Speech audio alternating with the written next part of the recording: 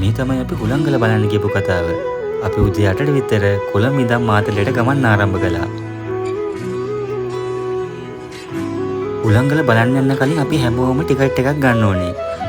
අපි ඒ ටිකට් එකත් අරගෙන අපේ ගමන යන්න පිටත් වුණා. මාරම ලස්සන වටපිටාවක් එක්ක ටිකක් අමාරු පාරක තමයි හුළංගල බලන්න යන්න තියෙන්නේ.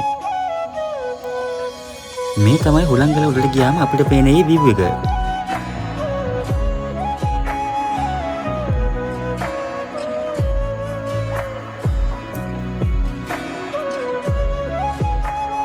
එතන තියෙන ලස්සන නම් වචන වලට කියා ගන්න බැරි තරම්.